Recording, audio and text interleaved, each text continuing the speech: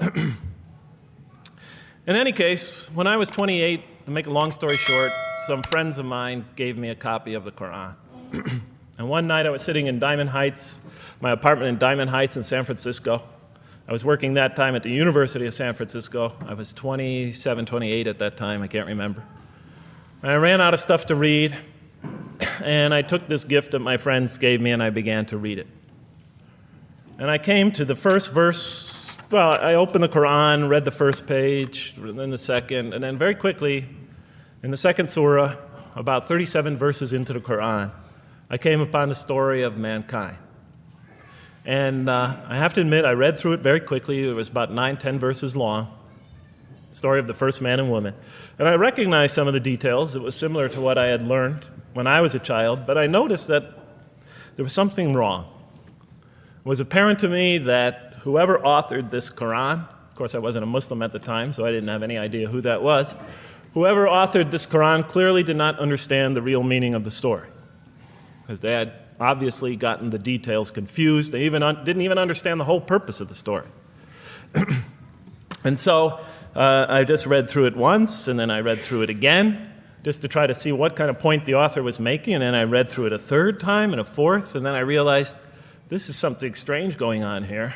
I'm going to read this much more carefully. I'm going to need to go through this story line by line, verse by verse, because it's obvious that the author is trying to bring out another point.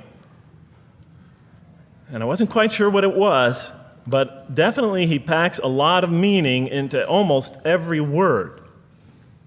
And I thought the writer at least seems to have a great measure of brilliance. And so I'll try to sort of take you through what my experience was as quickly as I can. So I came to the 30th verse of the second surah, Surah Al-Baqarah, and it began like this. It said, "Behold, your Lord said to the angels, I am going to place a vicegerent on earth." The Arabic word is khalifa. It means a representative or an emissary of mine. "I am going to place a vicegerent on earth." And they said, the angels said, "Will you place therein one who will spread corruption and shed blood, while we celebrate your praises and glorify your holiness?" And God said, he said, "Truly I know what you do not know." See, that's the verse that hooked me. That's the verse that caught my attention. That's the one that kept on making me read the story again and again and again.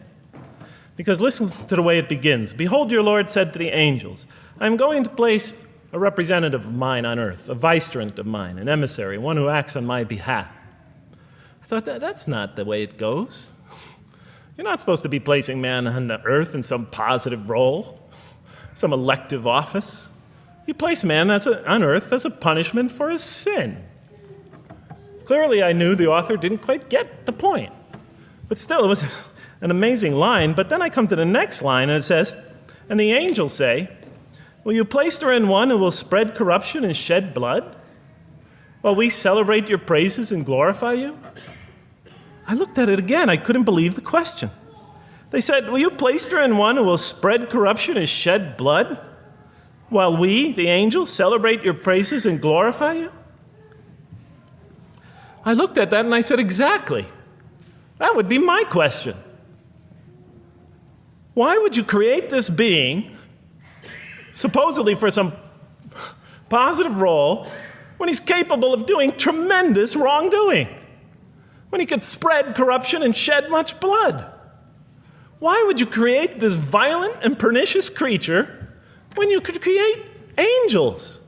As the angels clearly say, while we, the angels, celebrate your praises and glorify you. They're asking one of the most fundamental questions in the entire history of religion.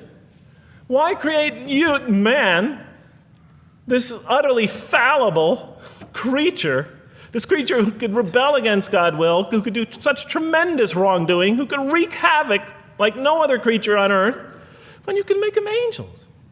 And look where the question is being asked. It's being asked in heaven. It's almost like saying, look, why don't you just make him angels and be up here in heaven with us, Why don't you just make him angels, pop him into heaven, he's fine. Why would you put him on earth where he could feel distant from you, where he could work out his worst criminal tendencies, act them out, feeling somehow independent and apart from you and free to do whatever he wants? when you could just make them angels and put them in heaven and make them perfectly submissive to your will? I looked at that question and said, that's my question. I'm not even a single verse into the story of mankind, and there before me I see my question. That whole question, everything that I ever thought, everything that I ever experienced, everything that I ever knew was in that question. It was as if the author took my life and wanted to pick out exactly the right question to humiliate me, to provoke me, to anger me. Why create man, this most destructive and violent creature, when you could make them angels? And then look at the answer. And he said, God said, truly I know what you do not know. You know, in modern parlance, we would say, I know exactly what I'm doing. I read that and said, what? You know what you do not know? You know exactly what you're doing? Well, please inform me. Tell me what you're doing. Because, you know, I'm 28 years old and I haven't figured out it yet. And I have a lot of issues that I'm still dealing with that's connected to this question. You can't just get off that easy. You can't just tell me you know exactly what you're doing. Not after what I've been through. Not after you made me this way. And then I realized, of course, I was arguing with a God I didn't even believe in. And that would happen several times as I read through the Quran. And sometimes I would just get into so agitated by what I read, I'd start arguing with this voice that I'm reading before me, that's calling to me. So we turn to the next verse. Well, it turns out that the Quran just doesn't dismiss the question. It starts to answer it a little bit. And in the next verse it says, and he taught Adam, God taught Adam, the names of all things. And then he placed them before the angels and said, tell me their names if you are right. So this verse is clearly referring to the previous one. But notice what it says. Now, from my own background, I remember Adam naming things, but it wasn't connected to any answer to any philosophical question. But here, notice what it says. And he taught Adam the names of all things. And I realized already, just from the first verse, you got to read these verses very carefully because it's packed with a lot of symbolism and meaning. And he taught Adam the names of all things. So here we see Adam is not only just a creature who knows how to name things, who's acquiring the gift of language, but he's also a learning creature. God is teaching him. Now right here, right in this verse, and it'll come even clearer in the subsequent verses, that the very first thing that the Quran is going to emphasize here is man's intellect. He is a learning creature. He is taught. And what is he taught? What is one of the great intellectual gifts he's given? In response to the angel's question, the gift of language. Because through language, mankind can not only learn, but he could learn things not only through his own experience, but he could learn things that other people have experienced of times and places that are hundreds, thousands of years and miles separated from him. And so that all our knowledge becomes cumulative. Every generation learning from the generation before it. I'm learning today from authors I read from other sides of the world that may have existed 2,000 years ago. And so we all contribute to our collective learning and knowledge. And so what I'll see later in the Quran, when the Quran will emphasize this again and again and again. Like in one verse it says, read in the name of your Lord who created a man out of a tiny creature that clings. Read, it commands the reader. For your Lord is most bountiful. Why is he most bountiful? What great gift did he give you? For he taught man the use of the pen, and through it taught him what he otherwise could not know. And time again, the Quran will call upon man to use his intellectual faculties and swear by his intellectual faculties and to use them correctly because they play a fundamental role in guiding him to truth. I never came upon a scripture that puts so much emphasis on the correct use of our intellectual faculties, on the harnessing of reason in helping us attain to faith.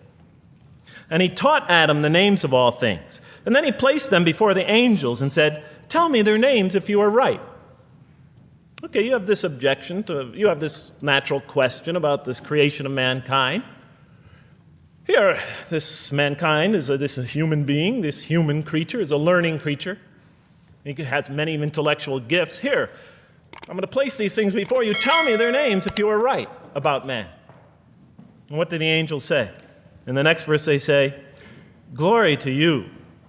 We have no knowledge except what you have taught us. In truth, it is you who are knowing, the wise."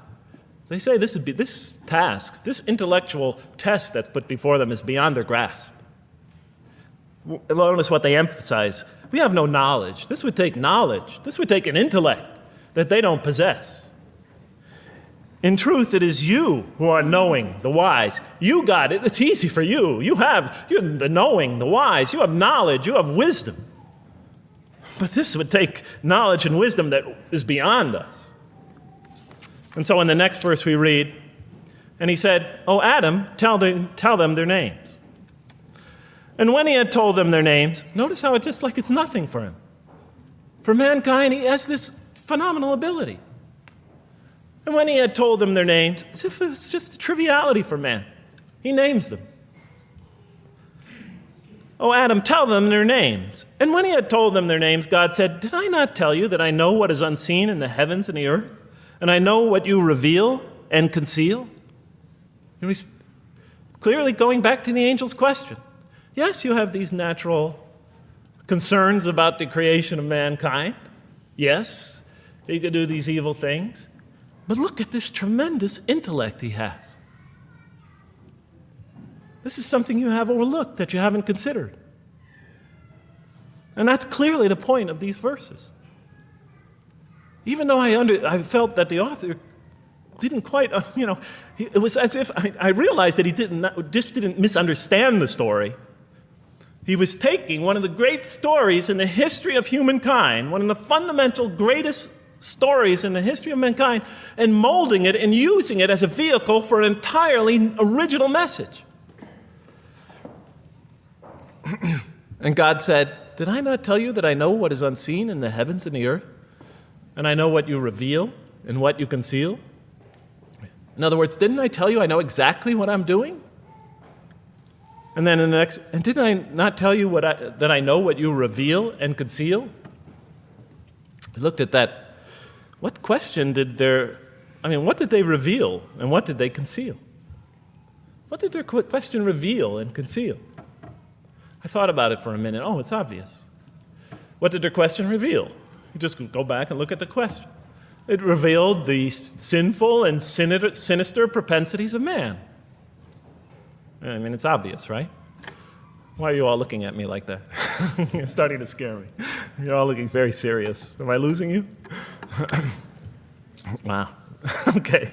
So, they revealed the sinister and evil propensities of man. But what did their question conceal? And all you have to do is think about it for a minute. Human beings, yes, they could do evil. Yes, they could do wrong. Yes, they could create misery. But they could also do exactly the opposite. They could choose to do evil. They could choose to do tremendous good. They could choose to do tremendous violence. They could choose to show tremendous compassion. They could choose to live by falsehood. They could choose to live by the greatest truths. They could be terribly ugly. They could be terribly beautiful. And up until that point in my life, I, like the angels, that only saw one side of the coin. For the first time when I read that verse, believe it or not, it was an eye-opener for me. I had always been obsessed with the evil potentials of human beings. When I read that verse, I realized that, and I had a great example right in front of me with my own mom, I realized that I had been blinded by only one side of human nature. So we go on to the next verse. "And behold, we said to the angels, 'Bow down to Adam,' and they bowed down. But not so Iblis." Iblis is like the father of Satans, satanic beings, forces, creatures, existences. "He refused and was arrogant. He was of those who reject faith." An interesting statement. "And behold, we said to the angels, 'Bow down to Adam,' and they bowed down." Bowing down could symbolize two things. Bowing down could symbolize the superiority or potential superiority of one being over another, and so they bowed down to them.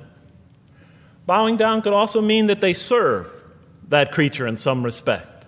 Of course, the Quran says that all beings serve God, all created beings serve God.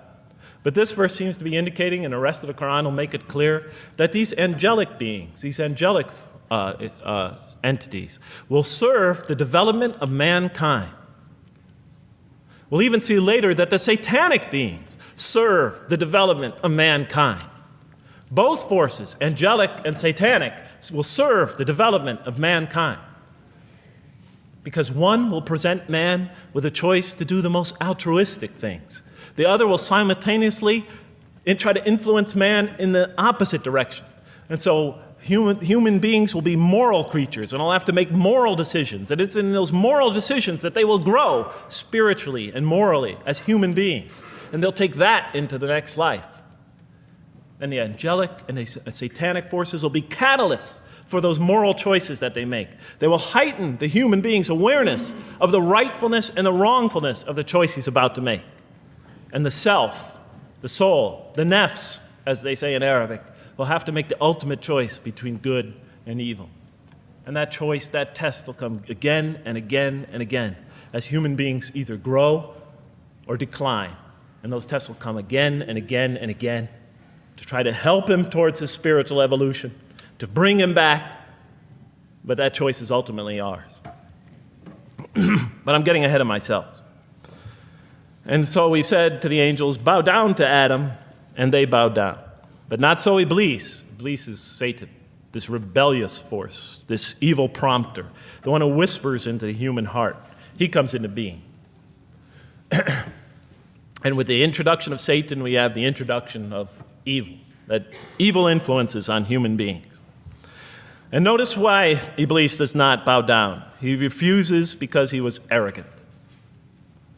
You know, we often hear what's the root of all evil? In the West, it's always money, greed, etc. Here the Quran says seems to be saying that the root of all evil is not always material wants. It's not always money, it's not always greed. At the heart of evil is arrogance, putting yourself above all others, of assigning to yourself special priority and neglecting the rights of others, of pride and arrogance and envy, the source of evil. He was of those who reject faith. I looked at that verse and I said, okay, I get why you would create angels to sort of influence man in a positive direction. But why in this story now are you introducing Satan? What sort of role was Satan play? And then, of course, you just think about it for a minute and you say, yes. The story is telling us that on one hand, we have these magnanimous urgings come from one direction. On the other hand, we have these satanic urgings coming from another direction. In other words, the Quran is telling us that man is not only a learning creature, but he's a moral creature. He has understanding of right and wrong. And God infuses those, allows those influences to come to him. Man is not only an intelligent being, but a moral being. And we said in the next verse, O Adam, dwell you and your spouse in the garden, and eat freely thereof what you wish, and eat freely thereof what you wish. But come not near this tree, for then you will be among the wrongdoers. I looked at this verse and I was, starting to wonder if the author was drifting back to the old story again. I was confused. And we said, O Adam, dwell you and your spouse in the garden, and eat freely thereof what you wish, but come not near this tree, for you will be among the wrongdoers. I thought it was drifting back to the old story. Man sins, man's punished for his sins with earthly life. Maybe the author is drifting, he had a good idea, and now he's drifting back to the sort of traditional story. Maybe he couldn't make his mind up what story he wanted. Except for a couple things about this verse, and this happened with almost every verse as I read through it, is that the whole tenor of the passage is sort of not what you would expect. I noticed that the Quran in this story has a tremendous penchant for understating things. Because it says, and said to Adam, dwell you and your spouse in the garden, and eat freely thereof what you wish, to Adam and his spouse. But come not near this tree, for you will be among the wrongdoers. There's no sense of God being threatened by the possibility of man eating from the tree. In this story, we don't see in this verse, we don't see that God is nervous at the prospect, that he's threatened by the prospect, that he's anxious about it. The tree that he picks, it seems like he's just picking out any tree. Nothing special about the tree. go not near this tree, for you will be among the wrongdoers. Satan will later come to him and tell him it's the tree of eternal life, of a kingdom that never decays. Turns out to be a complete falsehood in his part. Nothing special about the tree. It's just a tree. God's not nervous at the prospect at all. You know, in the tradition that I came from, God is threatened by the prospect. He has to put an angel with a fiery sword by to protect the tree so that mankind never goes next to it again. I'm not putting it down. I'm just pointing out the difference of the story. They're both beautifully told. But he said, has to guard the tree. Why? Because if they eat from it, they'll become gods like us.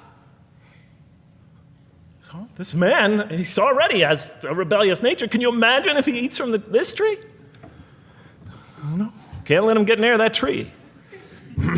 But here, just, calmly says, but if you do, you'll be among the wrongdoers. God is not worried about himself. It's just warning man, making it clear that if you do this, you've committed a wrongful deed.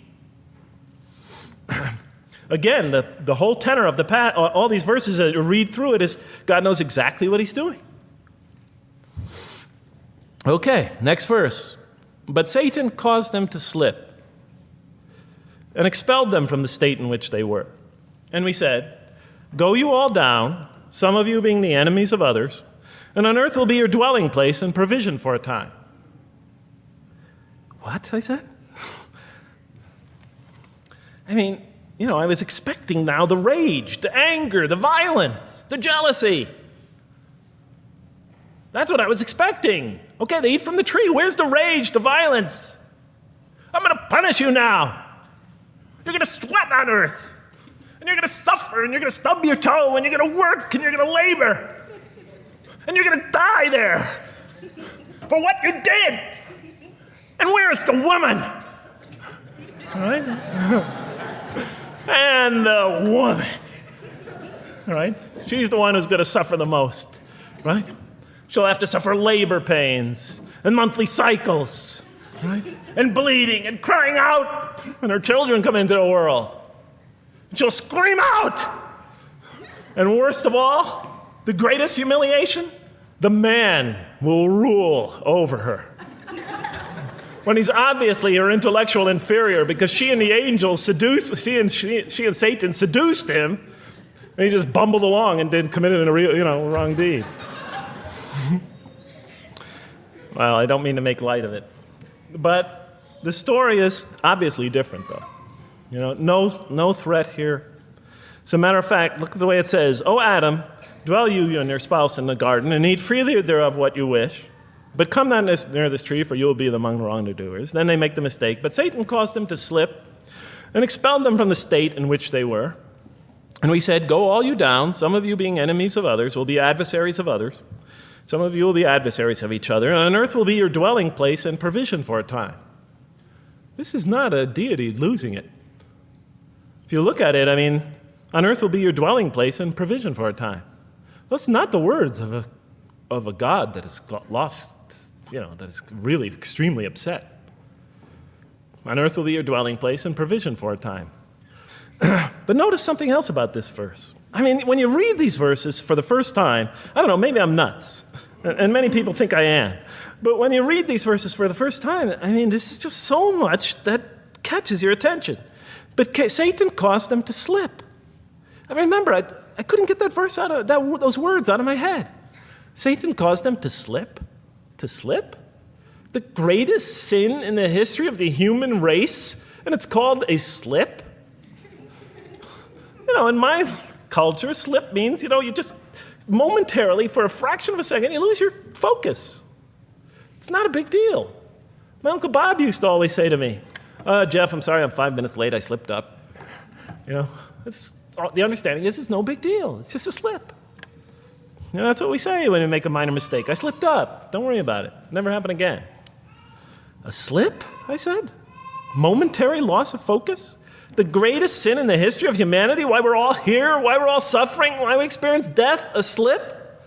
I didn't believe it. I went to my Arabian friends at that time. I didn't know any Arabic. They came to this verse. We went through it line by line. I said, now don't change any words. Just read them one at a time. But Satan made them, and I said, okay, this one right here. What does it mean? Tell me what that means. They looked at it, it says, slip. Slip. And expelled them from the state in which they were. A slip, I thought? But then maybe I was trying to force the traditional understanding, the traditional interpretation. Maybe it was just a slip. I mean, after all, they didn't commit murder. They didn't commit robbery, rape, pillaging, assault. They ate a couple of pieces of fruit. Well, it's not the greatest sin in the history of humanity by any means. And then the next verse says, and then they were expelled from the state in which they were. Well, what state were they? Let's see now. Let's go back from where we started. First, mankind is being taught. We see he's an intellectual being. Then we show he's a moral being. Moral being means he's a being that's going to have to make choices. And then God gives him this choice. It's not a huge deal. It's not the gravest sin in the history of humanity by any means. It's minor by any standards. They make it, though. We see that God originally intended to put man on earth as his vicegerent. We see a period of preparation where he's being prepared intellectually, where he's growing intellectually, where he's growing as a moral creature. When does God finally put him on earth? What signals that he's ready to begin? He makes his first independent choice. It's not the worst deed in the history of humanity. It's minor on anybody's scale, but it shows that mankind is ready to act on his own, to be his own, to make his own choices, that God has empowered him to make choices, and he's ready to make them and carry them out and see them most often to their expected ends, if God wills. And that seems to be the only real significance of it. But I thought, maybe I'm getting this wrong. Maybe God just blows off into an angry rampage the next verse. So I look at the next one and it says, and then Adam received words from his Lord. And God turned to him mercifully, for he's oft returning, ever merciful. Well, if I had any doubts up till now that God is not enraged by what this has happened, that God hasn't prepared mankind for this choice, for what was eventually going to happen, that all this was preparation for mankind to begin his earthly sojourn in this famous allegory. If I had any doubts before now, I had them, certainly didn't have them after reading this verse.